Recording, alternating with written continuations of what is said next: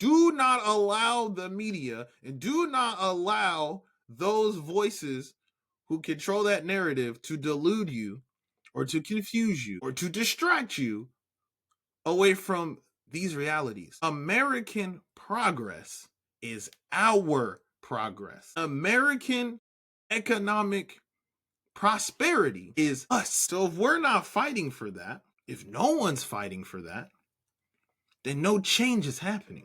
And any changes that are happening are almost by definition regressive. Brick by brick and a stone by stone. It wasn't done alone. Spirit is the welcome.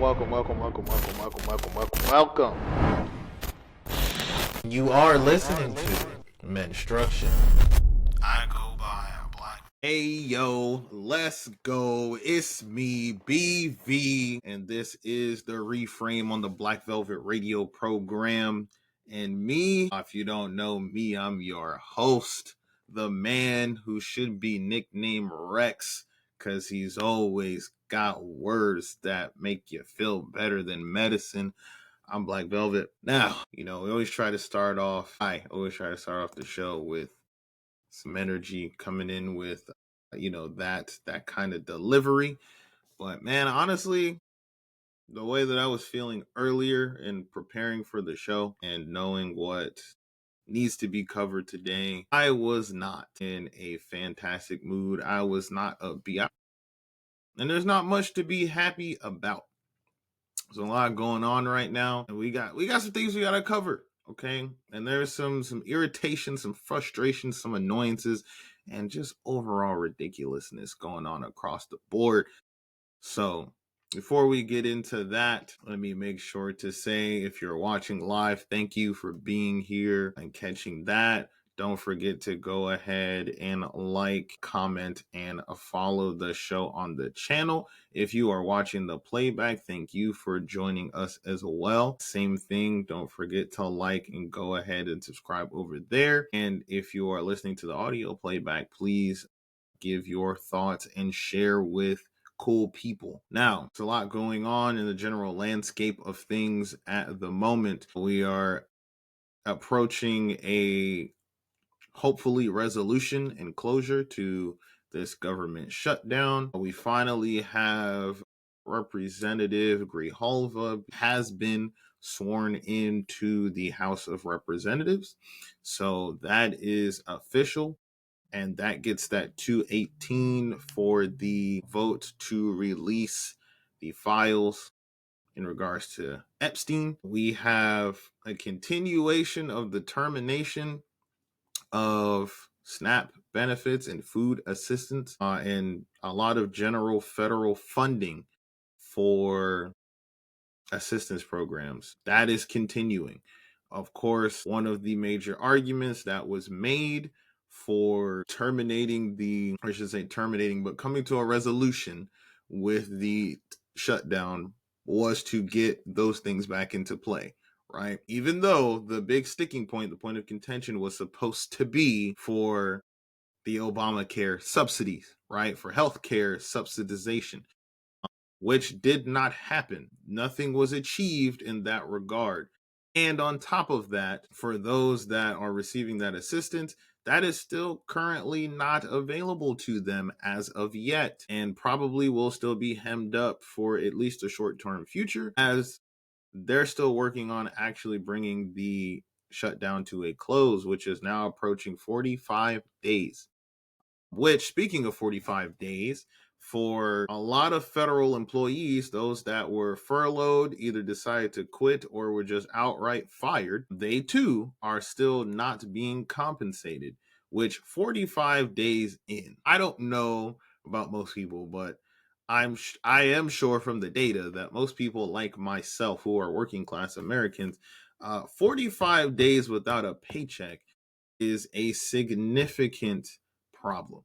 That creates a myriad of issues, and there are second and third order effects that will create and has already created. So it is implied, it has been stated that those people are supposed to receive some degree of back pay. Now, Whether or not that is actually going to happen, again, seems to be on the table. Those people are entitled to that back pay, just as the individuals who did not receive their food assistance are also entitled to that by law. That is by statute, federal statute. But as we know of this current administration, what is law, what is legal is but a suggestion. So we have that as well. And bringing all of that and kind of tying it all together, really wanting to focus on third party politics and specifically going at it from the angle of the need for true leftism, so to speak, and a true leftist party in this country. Because we don't have that, right? Most developed countries have numerous parties that, represent different parts of their population, and that get votes and run on different issues to really push the agendas of the people. And of course, we have our very unique two-party system here, but the issue is we don't have a leftist party. We have a conservative party and we have a centrist party. There's nothing to represent the left. Leftist ideology, that progressivism, that populism. We don't have strong labor movements and strong labor support. So I also do want to cover that briefly and how that all is intertwined in all of this, and how it can be a possible solution and the tangibility of that moving forward. Because I do believe, I won't go as far to say that I'm going to make a black velvet prediction here, but I do believe we are approaching a time very soon within the next set of elections with the midterms next year and then going into that general in 28. We are approaching a very unique set of circumstances where I think a third party run and candidate, if done correctly and if advocating for the right policies and with a strong enough platform, will actually be very tangible. And the numbers are already there, the data is already there, the appetite is already there for people that are in search of an alternative. No one is satisfied. Even those that find themselves in the MAGA movement are not satisfied anymore with what they have been presented with. So much to cover. So let us start here. Get this pulled up here. So let's let me set it up. So the ladies over at The View, which I'm not sure why The View is, I take that back. I do know why. The View serves as, I guess, a barometer of sorts of where what used to be the base of the Democratic Party stands in regards to their views on the social, political, economic issues of the day. And so it appears that when The View has a view, when they have a perspective, those who consider themselves more standard Democrats, regular liberals, establishment Democrats, if you will, that's typically where their perspective more or less is going to align.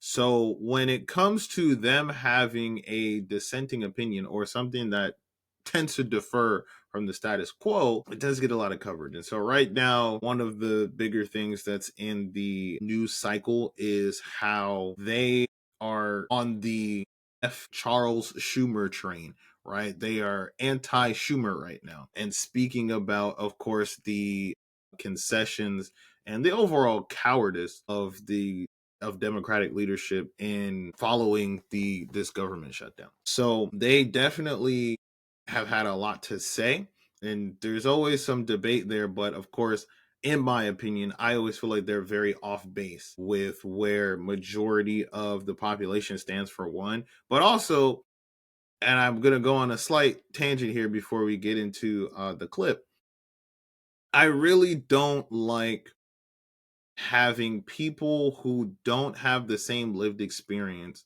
commenting and doing their so-called analysis on issues for people that are watching them, but that they don't experience. So to put that in other words, to make it clearer, you have these women on this platform who all of them are at the very least middle class. Truly, they're all probably closer to lower upper class. They're all millionaires, I'm sure. And they're speaking about issues that affect working class Americans regularly and giving their views and their perspectives and what they believe to be their solutions. But the issue then becomes, what do you actually have? What points of reference, excuse me, do you actually have to speak on these things? And when they do, you can tell because a lot of times they come from a perspective that's extremely uninformed, for one thing, but it's usually also off base. Like they miss the point, they miss the actual essence of the issue, and then it gets framed in a way that makes sense in their circles, right? It gets framed in a way that makes sense in their bubble, their social circle, you know, their class level. But for the people that it's actually affecting, which is probably majority of their viewer base, they they're not making that connection, and they're usually off base. So I guess maybe that's why it's so much more interesting, and people put more essence into the platform when they have an opinion that does align more so with their viewers and the general population. And that's kind of where they seem to be at now. But even still, it's very hard, right, to come outside of your bubble. It's very hard to see things outside of your lived experience. And so even though they are now more aligned with the general perspective, they're still off base, right? So let's jump over here to this clip from Sabrina and discuss further. All right. Think anyone wins in a government shutdown, and I welcome this deal. And let me tell you why. So the fight over extending the Obamacare subsidies is about addressing 22 million Americans who are going to see their healthcare premiums skyrocket. I believe that's important. I'm with Marjorie Taylor Greene. I'm with Mike Lawler and a number of Republicans who believe we have to extend those for at least a year. However, in the interim, while the government remains shut down, 42 million people are losing SNAP benefits ahead of the holidays. So to me, we've got to hold out for those 22 million whose premiums are going to go up, but deny these people SNAP benefits in the meantime. That math doesn't math for me. I think. You know what doesn't math for me, Alyssa, is that you framing this in a way that I feel is really disingenuous, because it's interesting to me that now all of a sudden you care about people on SNAP. So think about this: spineless or corrupt? I call this corruption. First of all, the way that this is being framed in itself, I don't feel is the right way. So let's frame this a lot better. She's comparing the two, and it's like, well, people need food, or, you know, the SNAP. The root thing is this: nobody in this country should go hungry. The United States has a lot of money. Hell, we just gave a lot of money to Argentina. We give money to Israel. We have a bloated defense budget, which is over $860 billion. Do not come to me and tell me that the money's not there. So the thing is, no one in this country should go hungry. Everyone in this country should have health care.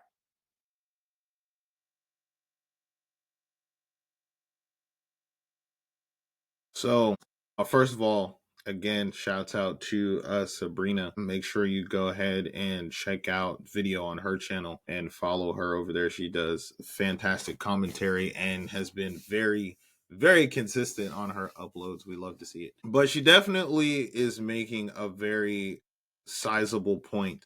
And as you can see, there's some passion there, and it's going to continue to ramp up in discussing the issue.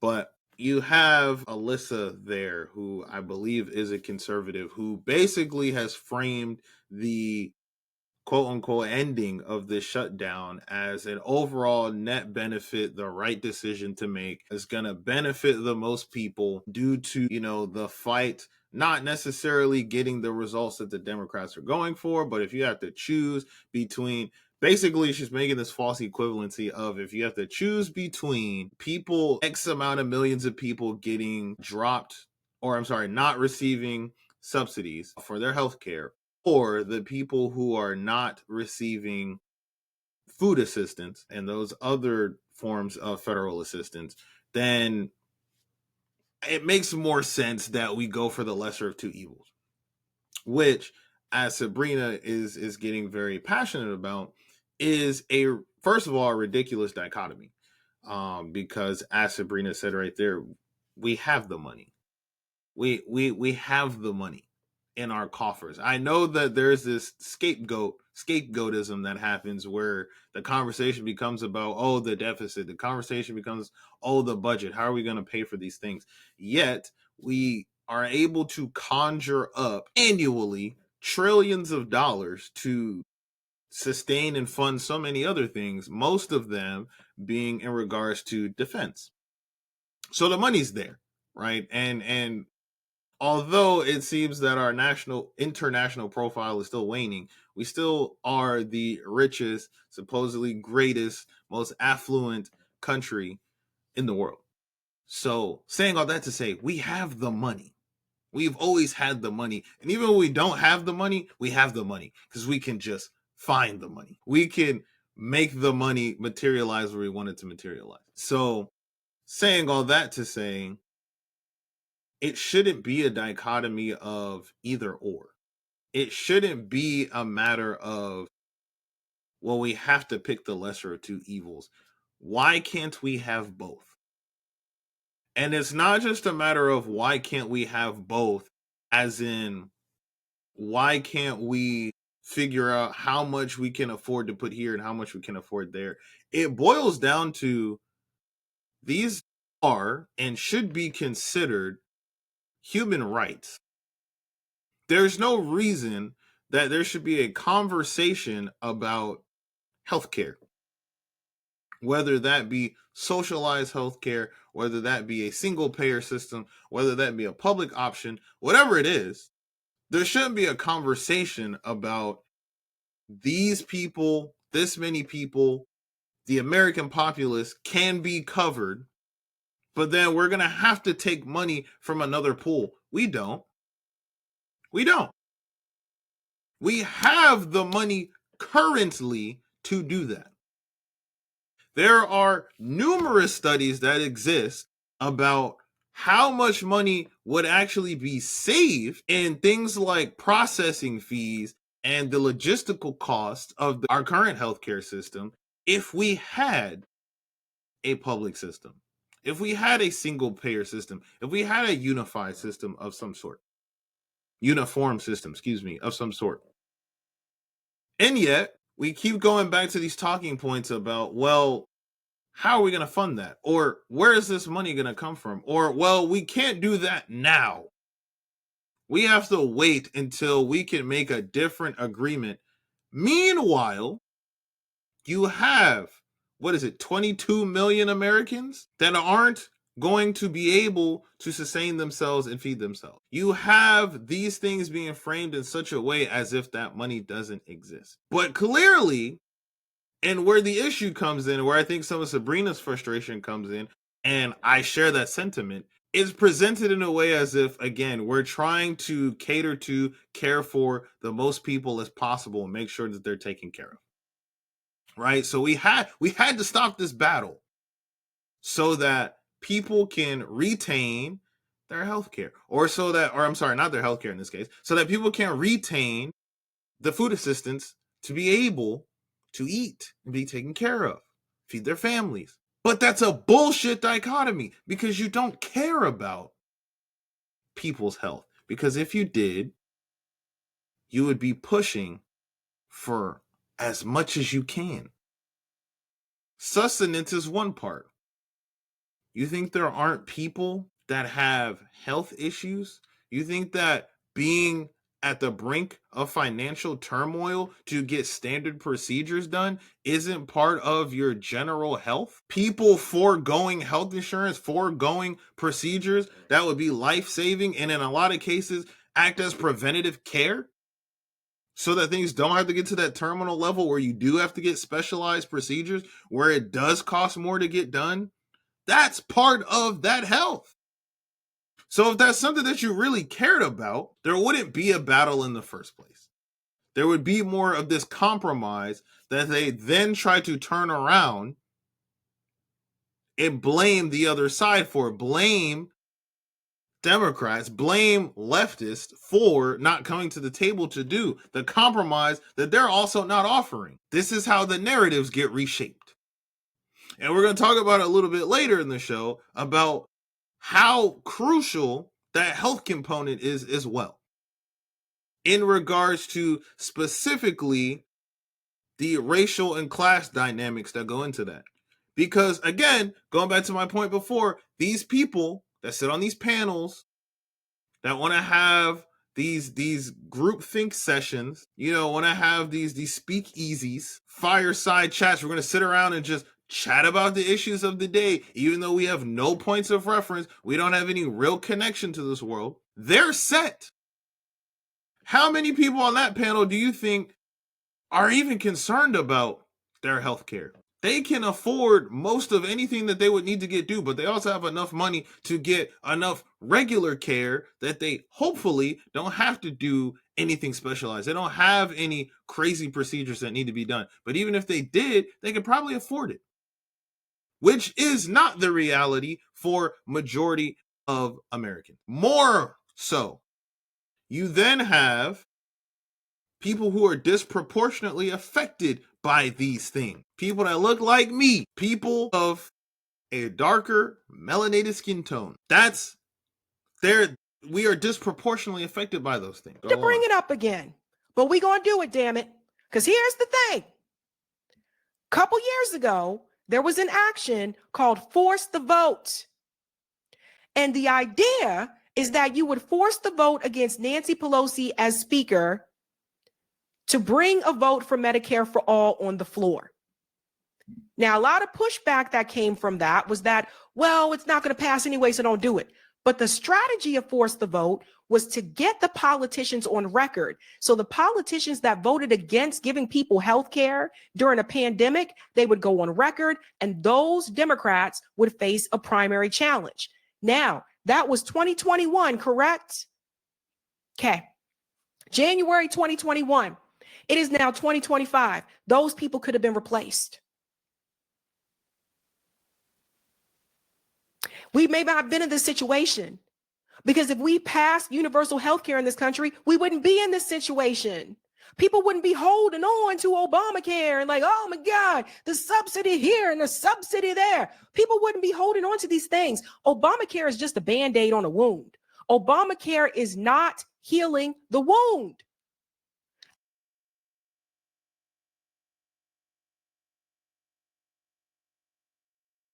And that's a fantastic point right there as well, with why this is also incredibly infuriating, and why there seems to be this general paradigm shift to now push out and criticize the establishment in the Democratic Party, because the cowardice that was shown in the overall, submission that occurred, it really highlights the lack of accountability that also exists from who are supposed to be our representatives.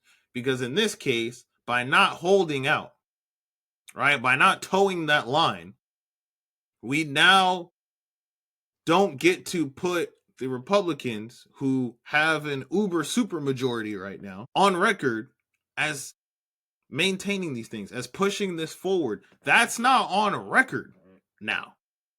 It won't be, and it doesn't have to be, because they didn't hold out. And so similarly, as to what Sabrina's saying right there, in the past, where the proposal was made before to force the vote so that those things could be put on record, so that as the populace, as the voting populace, we could then work to get those people out and replaced. So when we get to a situation like this, to where we are now in 25, we don't have to worry about who's going to toe what line. We don't have to worry about who is representing what interest. We could have replaced those people by now. we could have had a different conversation. We could have been pushing forward the policy of a reformed healthcare system so that we don't even have to have this debate. Because again, we have to remember the shutdown was based upon, or the contention of the shutdown was supposed to be the ACA subsidies, which did not get won. Those were not retained as of now. There's some conciliatory agreement that they're going to revisit the issue in December, which, if we're going to be honest, that's not going. The premiums are already increasing. The open enrollment period is already upon us. So that didn't occur. That was the main thing. They didn't even fight on that. So now you have the worst of all possible timelines.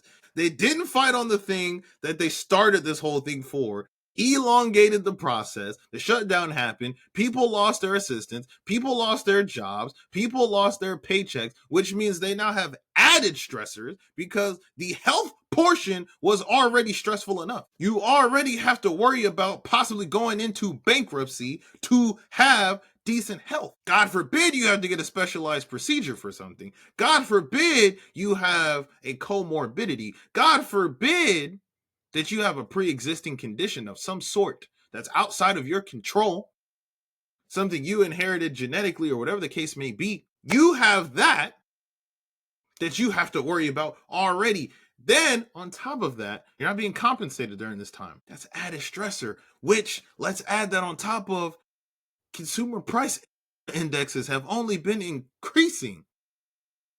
Groceries, increasing.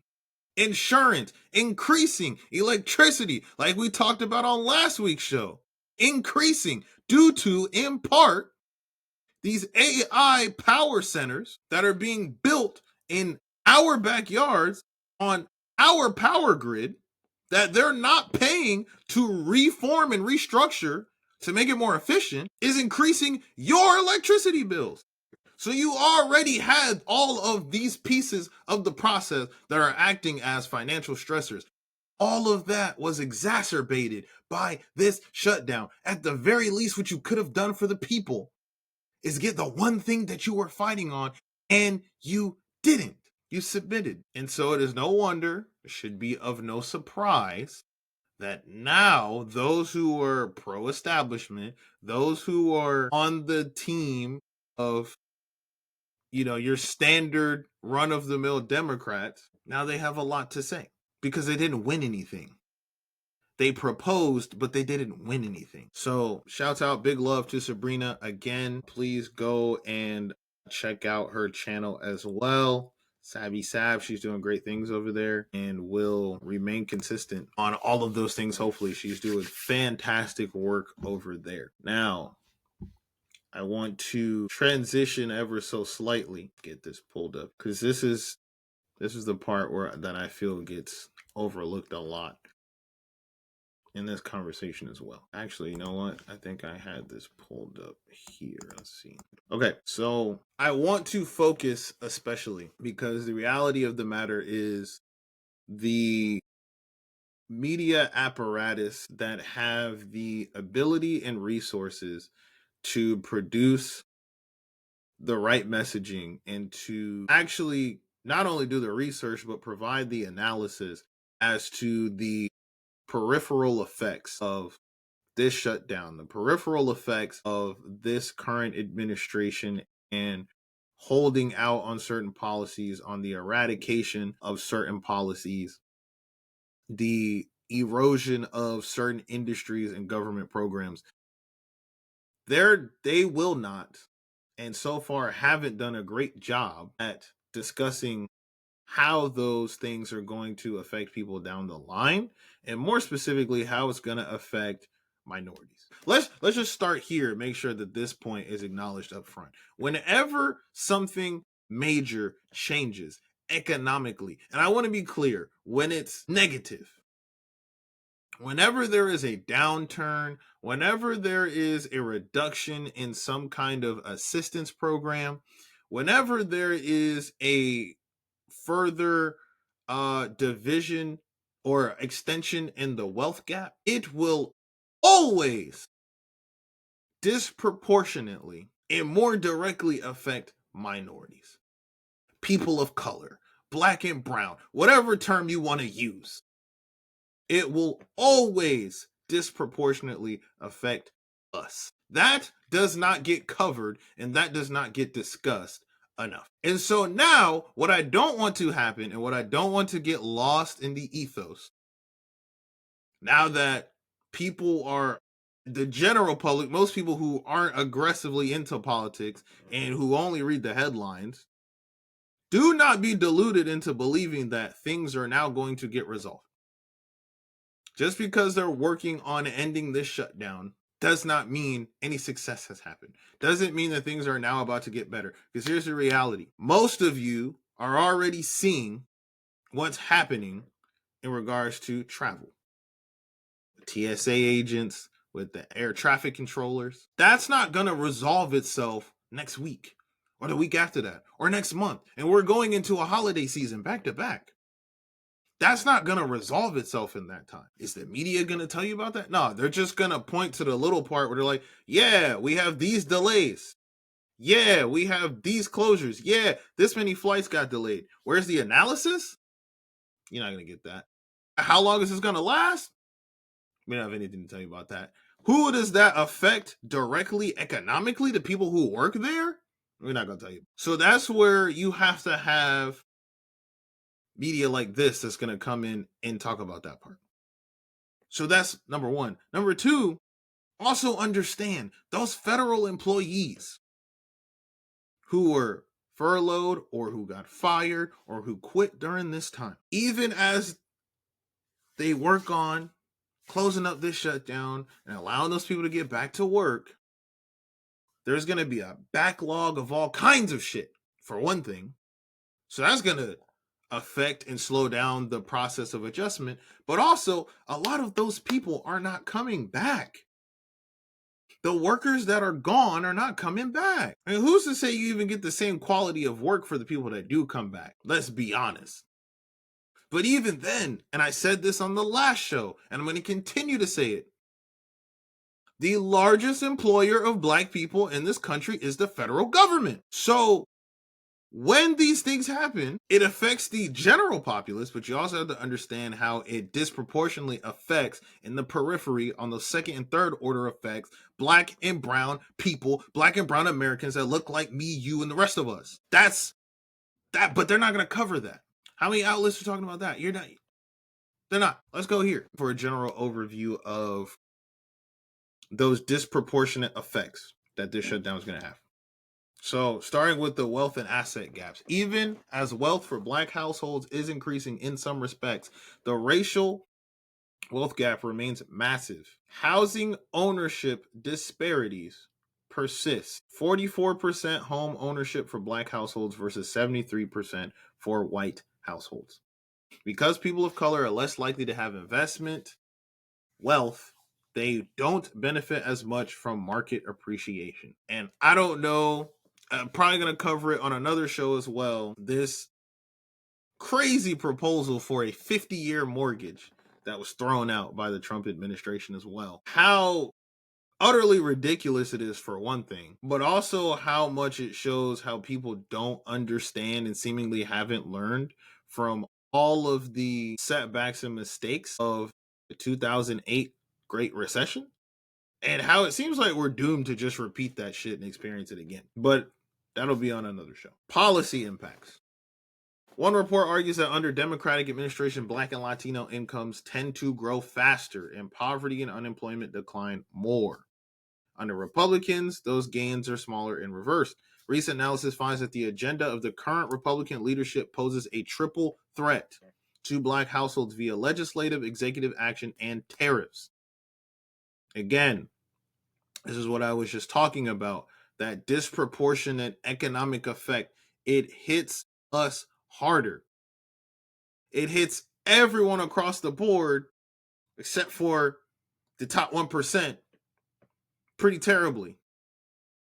But if we're looking at it in proportions of the population by racial demographics, we are disproportionately affected by it. In part, here, Although job rates rose, people of color are still overrepresented in lower wage, less stable, more frontline essential jobs. Because of the structural disadvantages like education, discrimination, and the buffers, less buffers between those things, downturns and policy shifts tend to hit workers of color harder. And that's the thing. If we're not going to acknowledge, if the media is unwilling to acknowledge that there is always a racial component to these things, if you are unwilling to address the racial component, then you are unwilling to address the core of the economic issue, which goes back to something that I said on a previous show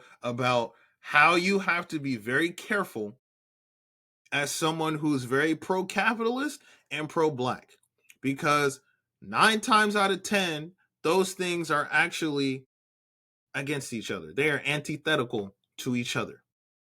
And we probably need to dedicate a whole show to that, just to discuss that and all the factors that go into that. But applying that here, you have to understand, if you're unwilling to address the racial component, which directly goes into the class component, the structure of the system, the structure of the American economy, the structure of our political systems are built upon white supremacy. Regardless of how you feel about white supremacist policies, white supremacist actions, from a personal level or a political level, looking at it strictly through the lens of economics, that's part of the structure. Whether you like it, whether you support it, fine. But it should not ever be a point of contention. And it should never be an argument. And this is where the Republicans and the conservatives get it fucked up. And they do it on purpose, and too many people fall into it. It becomes a conversation about whether or not that's the case, whether or not we should be discussing race. That should never be an argument, but it becomes this weird little conversation. And the reality is, I made this joke a couple weeks ago to a friend of mine, but it's really true. One of the worst things, probably the worst thing that you can call a white person in this country right now is racist. That's way more offensive to them than so many other things. Like, calling them racist is what they think the N-word is to us. Don't call them racist. And they get so annoyed, they get so frustrated, and they try to cover up and synthesize other points when we get to the racial component. And then it becomes this spin job where it's like, oh, why are you talking about race? Why do we have to bring race into it? Because you cannot address the core of the issue. You cannot fix the actual problem if you're not willing to address race, regardless of how you feel about it. And let's go here. The people who benefit the most from this system should be the people who have the least criticism. Truly, you don't get to have that kind of an opinion about it. You're benefiting from that very system. So how do you become the authority on the matter? Who says you get to set the tone of how we discuss race in regards to the issue? Who says you get to do that? If you are someone that's being affected by it, then yeah, sure. And then let's go here to the housing portion. Racial inequalities in health, including from the pandemic, translate into economic disadvantages, which, again, I just broke down. Environmental racism remains real. Let's say that again. Environmental racism remains real. What does that look like? Disproportionate exposure to pollution, toxic sites. What I was just saying about those AI power stations. I feel like saying power station is minimizing. There's a better term. We're going to do a show on it. I need to do some research and understand how it works specifically so I can sound more informed on it. But prime example of what I'm talking about. Toxic sites, poor housing affordability, gentrification, and the cost of living, which is continuing to rise. What are the overall outcomes of all that? Financial vulnerability. With wealth and savings lower on average, households of color have less of a buffer from economic shocks. Job and career risk. Shifts in policy may disproportionately affect middle-class workers of color. Geographic impacts.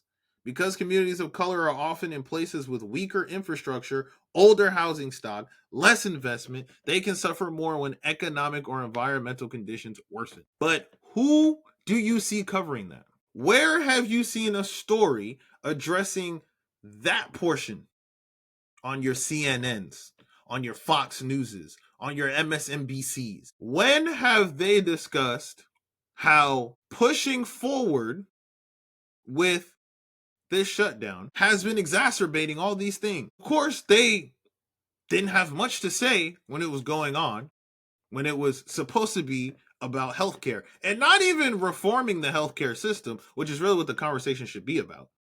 As Sabrina said earlier, retaining the subsidies is just a band-aid. So we're not even talking about reforming the system as it needs to be done. But when it was about that, everyone was like, okay, great. Push them, fight it, it's doing well. Then we had the elections 2 weeks ago, or last week, whatever that was. And we had this mini blue wave. They were giddy to cover that, to talk about, oh, the drop in the approval ratings of the Republicans. Okay, great. And how that may be an indicator of what's moving forward.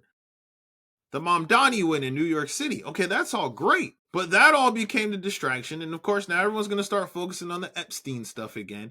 And while that becomes the new zeitgeist, these things are still going to be going on. People of color are going to suffer still. Because what's going to happen in the background is they're still going to be working on closing up this shutdown. Because let's be clear, the shutdown isn't over yet. It's not over yet. They still have to make their little resolutions and their agreements and their compromises, and they got to sign on to some resolution or reconciliation bill.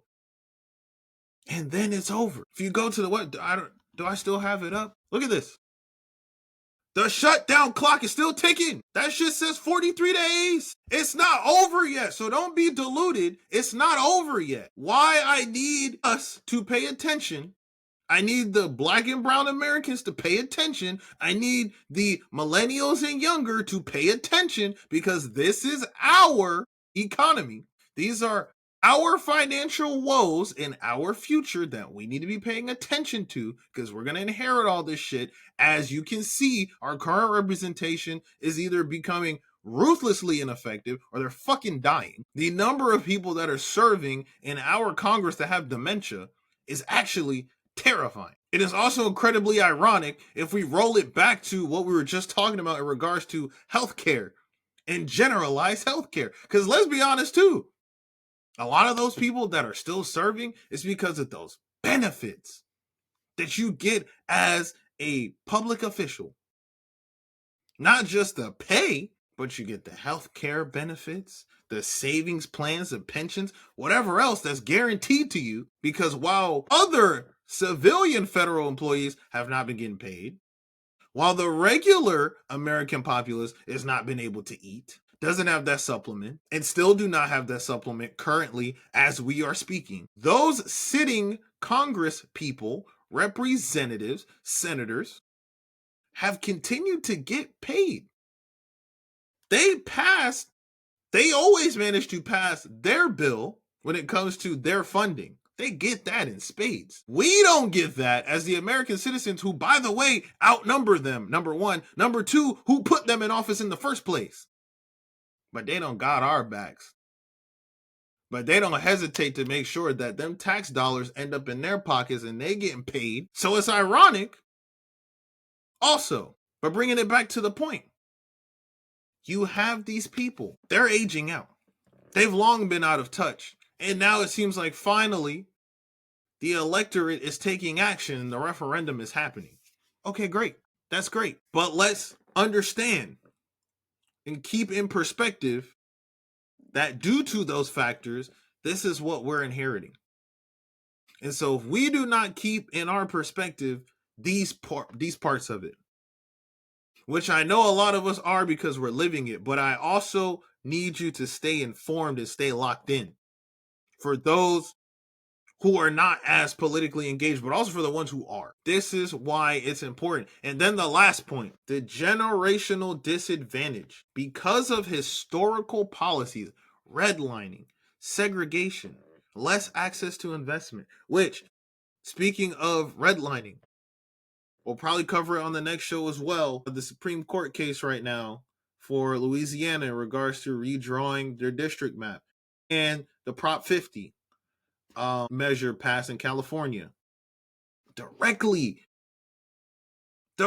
related to this. The historical systemic racism that prevents us from making that progress. Our progress is American progress. Let's keep that in perspective.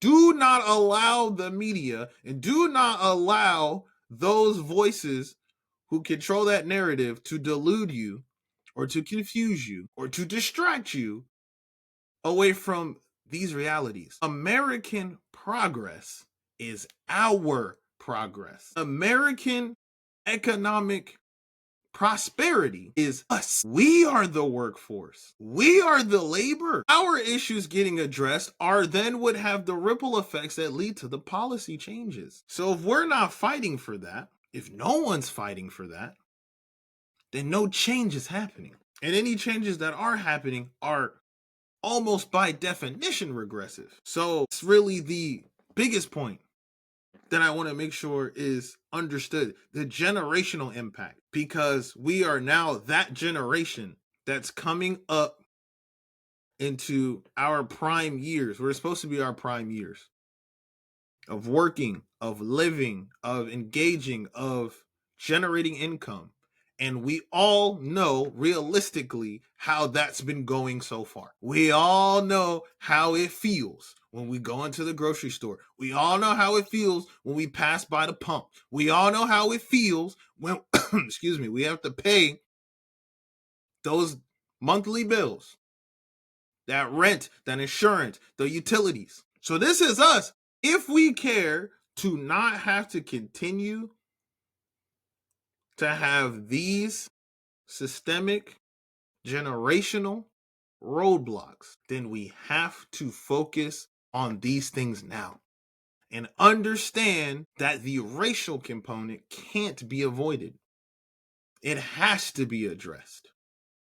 And we have to address it. We have enough people in Congress currently who get that because they've lived it. They were raised in environments to directly understand that and we're affected by it. We have to continue moving forward. That is the future. Because if we look at things like this, where supposedly the establishment was supposed to be doing something for us, the general populace, it didn't. And the one thing supposedly that they were willing to fight for us on, they capitulated on that. So what do we really have? Who's really representing us? So this is my call to action again to the Black and brown under 40 portion of the voting populace. We gotta stay engaged. This is the time. These are the effects. Let me go to this article. Oh, yes. Well, hold on. Let's go here. Trump's economic promises to Black voters are falling short. At one of his final rallies before the 2024 election, then candidate Donald Trump warned that Black Americans were losing their jobs in droves and that things would get even worse if he did not return to the White House. Now, look at where we're at now. What did we just discuss about how important having those federal jobs and that federal assistance, not just from federal supplementary programs and the regulatory agencies, but from actual federal jobs. And that's what I'm saying. These people, they're aware. He spoke about these things in his campaign. So they're very aware of these issues. Each of these actions is intentional. But let's move on. He said, quote, "You should demand that they give you the numbers of how many Black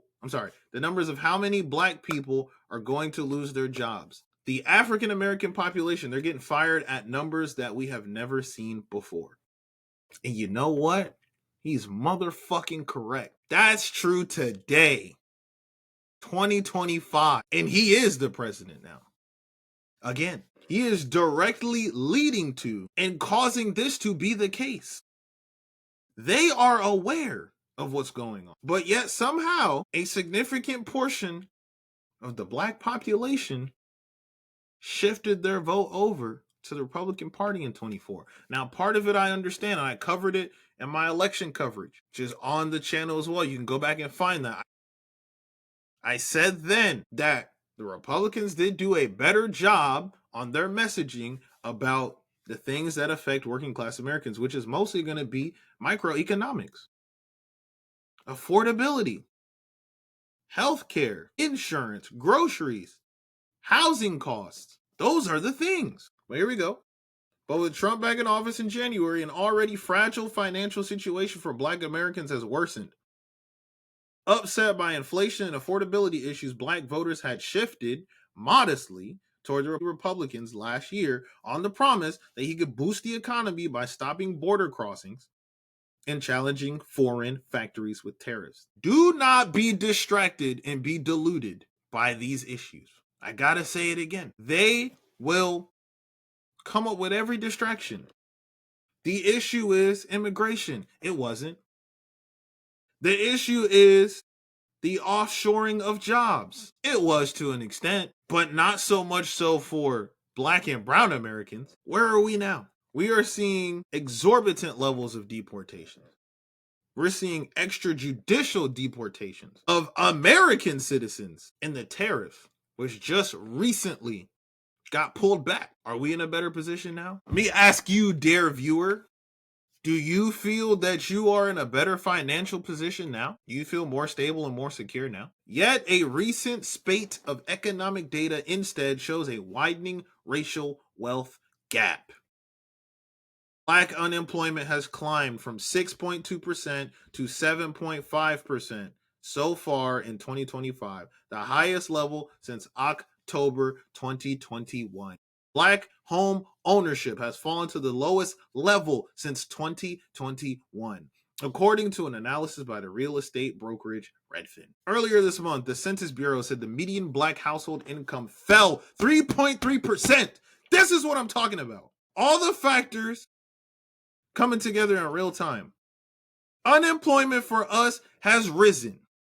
Home ownership for us has gone down. The median income for us has gone down. How many of these mainstream apparatus, these media companies, how many of them do you see talking about that? Where are the headlines? They will spend a wall-to-wall segment talking about Epstein, which, okay, I guess that's relevant if we're going to talk about conflicts of interest and foreign influence in our executive branch. Okay, great.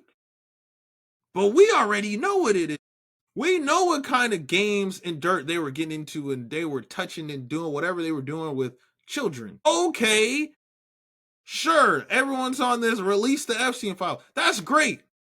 What I want them to release is the job data, which, by the way, the Trump administration is blocking from getting released right now, in part because the people who produce that data, Bureau of Labor Statistics, that's a federal agency. And guess what? Federal workers ain't been working. I want job data.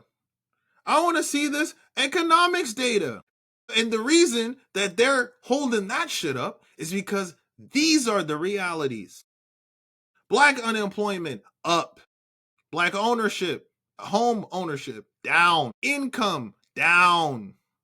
You think these trends aren't going to continue? What are we talking about? That creates a major political risk for the president as well as an economic danger for the nation, because job losses for Black Americans have historically foreshadowed a wider set of layoffs.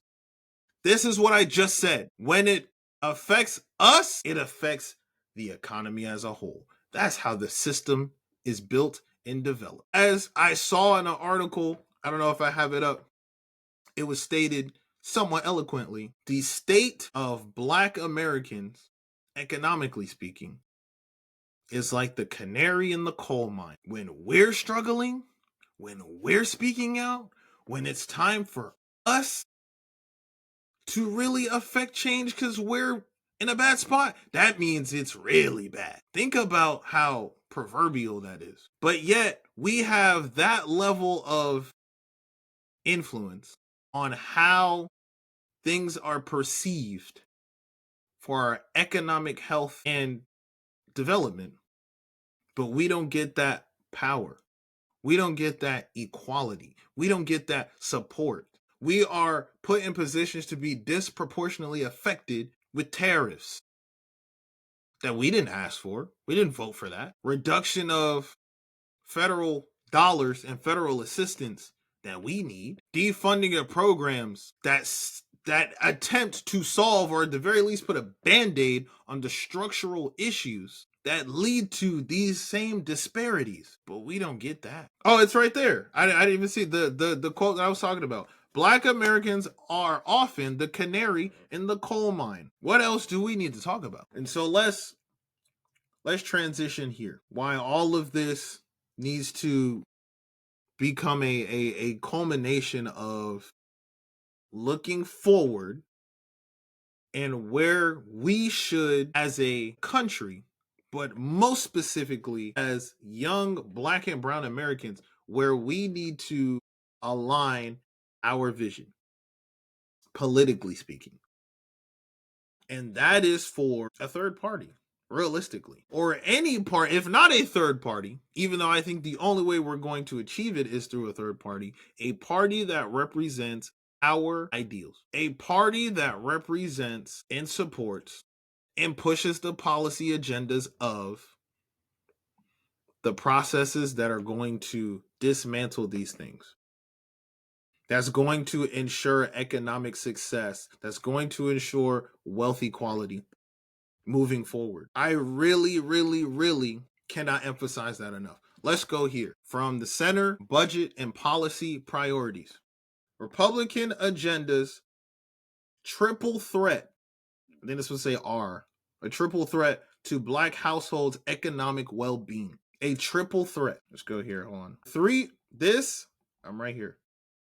This three-part agenda: legislation, executive action, and tariffs will disproportionately benefit households with incomes in the top 1% of the income distribution, while doing much less for and often harming households with incomes in the bottom 80%, particularly those in the bottom 20%. And structural inequities in the economy, like labor market discrimination and the instability of low-paid work, will amplify the impact on the Black community. The tax system, meanwhile, advantages those whose income comes from wealth rather than labor, and therefore disadvantages Black households who have less wealth. In other words, the policy agenda of this current administration, by implementing things like aggressive tax cuts for the top 1%, that's said right there, for instituting things like the tariffs, these executive orders that are rolling back protections for working class Americans. They already got rid of DE, getting rid of protections for civilian federal employees, as well as those in the military. Gonna talk about that as well, maybe in the next show. All of that disproportionately affects Black Americans, who make up the majority of the people who are in those populations, who are working class, who do not have generational wealth, who work in the federal sector. That's set. As it says, the quote, "This agenda hurts low and moderate income people, families, and communities of all races, and Black people, families, and communities especially." And then I want to go down here towards the bottom. There's another part that is very important. And again, this is on the CBPP website. All of these sources will be linked as well on the playback if you want to, which I strongly encourage that you go read yourself to remain informed. Tariffs, economic risks loom especially large for Black households. Because that's another thing with the tariffs. For people who are not as politically engaged, I'm sure they've heard a lot about this conversation about the tariffs and what they're supposed to be for, and ideally how they're supposed to make things more affordable for Americans, which we can all see and we all feel has not happened. But again, the way it gets covered in the mainstream, they don't talk about the more direct impact on the Black and brown Americans. So let's go here. The administration has proposed and implemented sweeping taxes on imported goods known as tariffs through executive actions. It has justified them in part on the need to raise revenues, raising a regressive tax while enacting tax cuts. The tariff scheme has been implemented in a chaotic and haphazard way, and the courts ruled that some of the tariffs were illegally imposed, so on and so forth. And as has been well documented, I'm here. Black workers tend to lose their jobs at the onset of economic downturns and are the last group to regain employment during a recovery. Understand, they will be very quick. And when I say they, I don't just mean the Republicans. I mean our representatives will play in our faces, quick to implement and throw these little things into these bills and these resolutions, claiming that they're fighting for the greater good for all of us. But look, they know they have all this data. When the economic downturns happen, we will be the most affected and the last group of people to recover. I also want you to understand the exponential effects of this.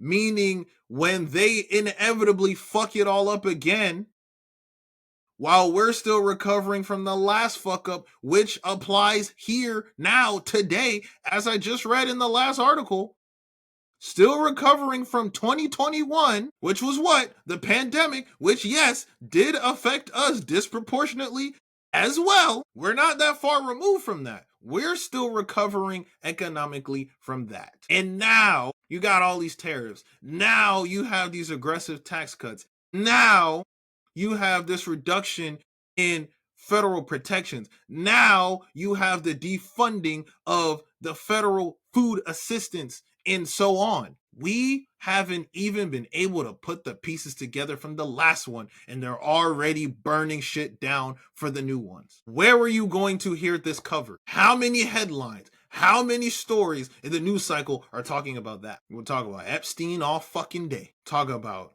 Trump said this and Trump said that. Even again, this upset about the establishment is great insofar as what's being allowed, what criticisms are being allowed. But let's be real. If we don't keep our foot on the gas, and if we don't stay engaged and aware of things like this, that will also be in infamy.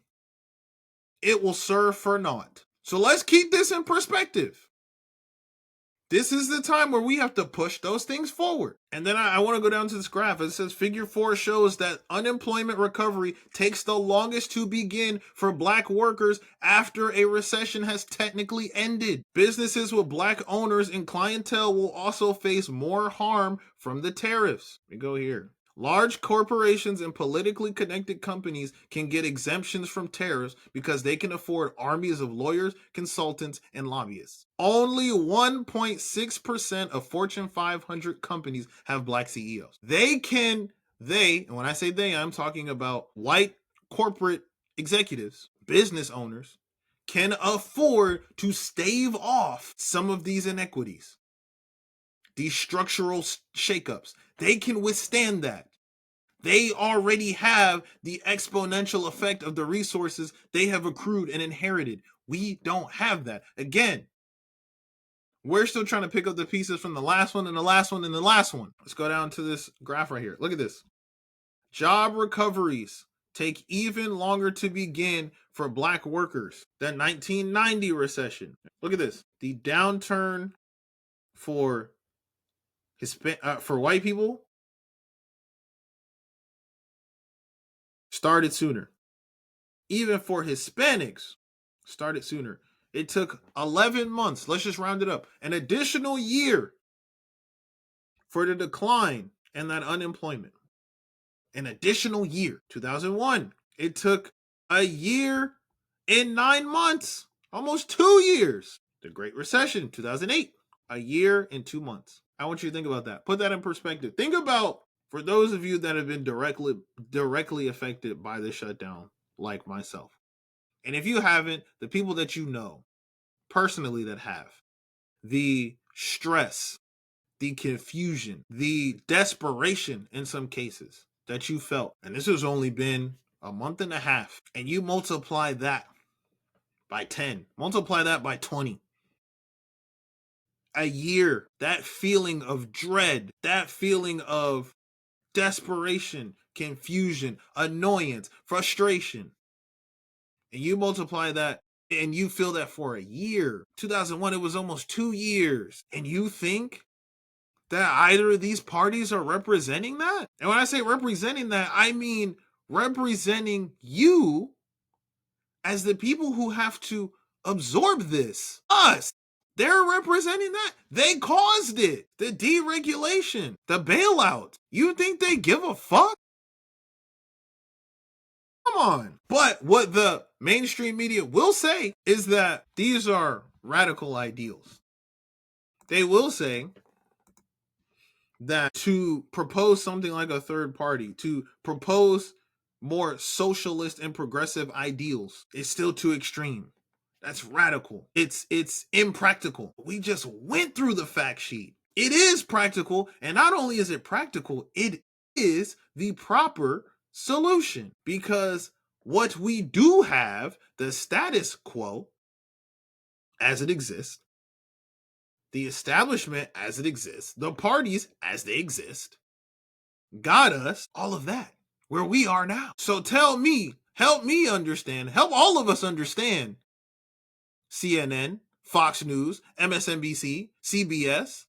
Help us understand how what you are telling us, the agenda that you are trying to push to us, is what the correct answer is what's going to save us, what's going to push us forward, what's going to bring us back to normalcy and prosperity. Please, because the data's right there. I just showed it to you. The reality is right there. We just read through it. So let me give you another reality. The reality is for us, for Black and brown Americans, but let me just really focus it on the Black ones. Because as we saw in that last graph, even our Hispanic brothers and sisters get a bounce back before we do. Third party, true leftism. Let me go here. Because again, you really got to be careful with this pro-capitalist and pro-Black attitude. It's hard to be both. We've broken down the structural inequities, the way that it's built, the way that it succeeds, who is affected, and at what order are they affected. So let me go here. Here's a clear, grounded breakdown of why Black political thinkers, organizers, and economists argue that the U.S. needs a true leftist party, and how that connects directly to a quality of life of Black Americans. Here we go.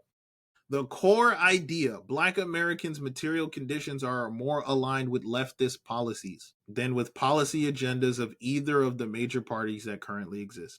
A true leftist party in this context means a political force that prioritizes working class economic interest, views racial justice as inseparable from economic justice. And it is. We went through that. Support strong social safety nets, labor rights, public housing, and healthcare access. We went through all of those points earlier in the show and how that affects us disproportionately. Challenges corporate influence and wealth concentration, and views public investment as a social good. The Democratic Party incorporates some of these views, but is still a centrist neoliberal party. This leaves Black Americans with no party fully aligned with their material needs. This is the crux of my point in the call to action. It's right there. We have no party that represents our interests, which is why I'm going to say this. And we can call it a hard to swallow pill if we want, but wake the fuck up. And I think we're there. For those of us in the younger voting electorate, the 35 and below, I think we got it. But let's wake up for a second. Stop giving your votes to really either of these parties with no conditions attached. Stop giving your votes just because that's what it's always been. That's what the tradition is. They're going to treat us better. They're going to give us more of what we need, a lesser of two evils. Why is it a lesser of two evils? Why are we not trying to eradicate the evil altogether? Why are we not protecting ourselves and setting ourselves up for success? We have the numbers and we have the power and the influence. They need us to make a difference in those elections. Black women especially, we have that power. We have to utilize it the same way that Democrats claimed they were going to use that leverage and that capital to get something for us, and they didn't. Is the same power we need to use for our votes. We need that. Why are we not making demands? And to synthesize that point, why are we giving our votes to people who don't make demands on our behalf? They don't even advocate for us. We seeing it in real time. We gotta advocate for us. We give them the votes and they don't do it. So that means we gotta do it. Why a leftist party connects directly to Black quality of life. Black Americans are disproportionately working class. We covered that. Public sector. We covered that. Low wealth and renters. We covered that. Because of structural racism. Leftist policy addresses these issues structurally, not symbolically. Where it's not used as a talking point, but it's actually to address and reform a system. I say this all the time. Fight the system, not the people. Fight the systems, not the people.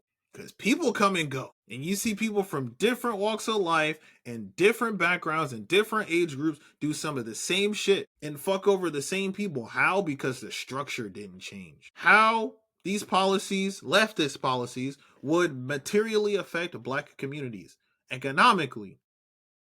You're going to advocate for wealth taxes, estate strengthening, public banking, capital gains reform, major investments in public housing, guaranteed jobs, or UBI. On what platform in the last 10 years? On whose Democratic platform were any of those things proposed? Wealth taxes. Who's proposing that? Public banking. We did hear a little bit about expanded child tax credits with Kamala. UBI. They laughed Yang off the stage back in 2016 when he was talking about it. And now we're here in 25 where you have Mr. Mamdani who addressed a handful of these things in his campaign, and he won overwhelming and does identify as a democratic socialist, which is definitely left of the Democratic Party.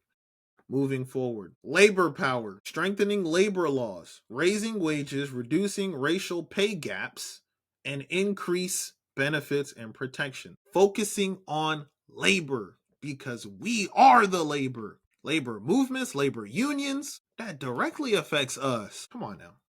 Housing, a leftist party would include massive public and social housing construction, rent stabilization. Mamdani had that. Anti-eviction protections, community land trust. We need that. We need that. Community land trust? I'm going to get to that on another show about how we need to get back into more community-based solutions. Strong enforcement of fair housing laws and first-generation down payment support. I will give Kamala that as well. I think that was part of her platform in the last election. Healthcare. Let's talk about it. Healthcare. The healthcare concerns that will be addressed: reducing cost barriers, preventing medical bankruptcy, improving life expectancy, and improving maternal outcomes. Now, I had a piece that I wanted to cover on the show today about healthcare and how this whole conversation and the lack of willingness to have a conversation about universal healthcare, how that disproportionately affects Black Americans due to our healthcare needs and concerns. But I think that may also need to be its own show. So I'm gonna reserve that for another show. But there's a really, really big part there and a connection that I want to make that comes directly back to needing to have a third party, a true leftist party. But I really want to cover how that health portion is crucially important and why, in more ways than one, beyond just what appears to be the obvious one, how a universal healthcare system would benefit our health outcomes. Policing courts and prisons. The left parties would adopt decarceration, restorative justice, police demilitarization, mental health crisis response, ending cash bail, and prosecution reform. Education, free or debt-free higher education, eliminating student debt, universal early child care, large public school funding reform, replacing property tax funding. Why the two-party system prevents these solutions? The Democratic Party is constrained by corporate donors, suburban centrists, internal ideological splits, reluctance to pursue redistributive economic policy. This is what we're dealing with. People who are catering and kowtowing to the people that have been there for decades and decades and decades, who have for decades and decades and decades not been affected by these issues. Pay attention. And I just want to say there were some black people, some prominent black people online that were coming out against student loan forgiveness and those programs when they were being proposed in 2016 and 2020 respectively. And I was frustrated, not just because I know way too many people that are mired by student loan debt, but also because of, again, not understanding the second and third order effects and how that still directly affects to you being a Black American. Even if it didn't directly affect you, if you figure something out for your student loan or you're still, or whatever kind of trauma relationship you have with your student loans and collegiate education, to not see how that structurally would affect the economy and Black Americans and the progress of America as a whole, which again requires us due to how the structure is built. That shit was just, it was just odd to me. It was odd to me. But this is again why I'm here. This is why we doing this, so that you can understand and be tapped in with it. I left this part. I don't need to read that. And then some of the great political thinkers who are making these same arguments, Dr. Adolph Reed, I want to say that's Keon. I don't want to mess that up. Dr. Cornel West, who had a third party run, Jared Ball, Barbara Ransby, Angela Davis. And go look all these people up and read into whatever their ideologies are. And then last thing, why this is becoming urgent now. The modern political climate, attacks on DEI, safety net cuts, weakening labor rights, rising authoritarianism shows that representation without redistribution is insufficient. Symbolic wins do not translate to material gains. Black Americans are still economically vulnerable. We always have been. Not ideological, but materially necessary. That's what we need. So let's round it out here. Understand that a policy, a proposal, a candidate, a representative for true progressivism, for true populism, but most specifically for true leftism, is a benefit for us. All of us. And when I say all of us, I'm talking about American citizens. Devolving these conversations and reducing them down to race-based conversations or the class component is necessary, because those things have to be addressed in order to make the improvements. But understand that by benefiting those people, you are benefiting all. The only people who don't benefit are the top 1%. And let's be honest, do we really give a fuck if they benefit? They figured out how to benefit on their own more than enough. They can afford to give a little bit more than they are. They have money that has set generations.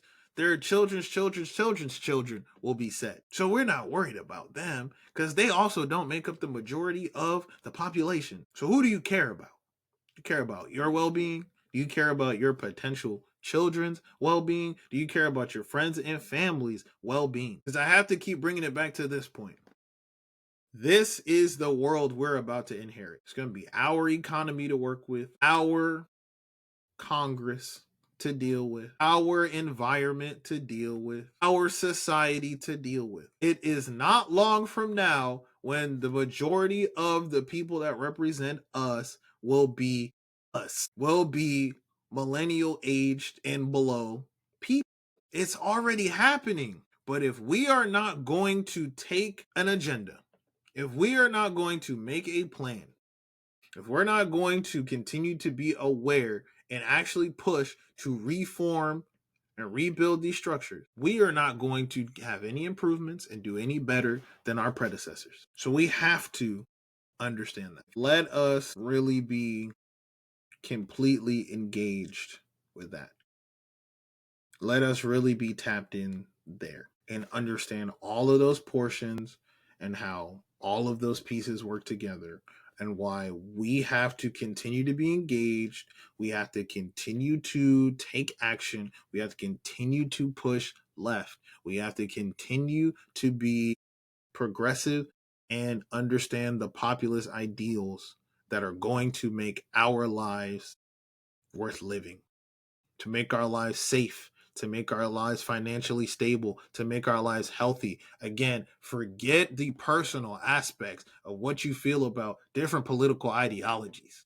We can talk about your personal values and moral set in a separate conversation. But if part of your values is general welfare, is not seeing your family members die of starvation, getting poisoned, getting murdered by federal agents, deported as citizens, being able to be educated and not go into generational debt, to have a home and food to eat within that home. If you care about those things, then the direction is very clear. We can talk about all the identity stuff and the social stuff in different places when that, but the essence is those parts right there. And let's be honest, what drives and shapes those other conversations about those more identity things is the economic stuff anyways. So you're gonna have to address this just the same. So I want to thank all of you that were here live. Again, if you are watching live, make sure you like and subscribe to the channel. If you are watching the playback, thank you as well. The same goes for you. And if you're listening to the audio playback on your favorite platform, make sure you engage in the comments and share with cool people. I go by Black Velvet, and this is the place where we talk it, how we live it. I've enjoyed talking to you. Keep talking, and I will talk to you later. Peace.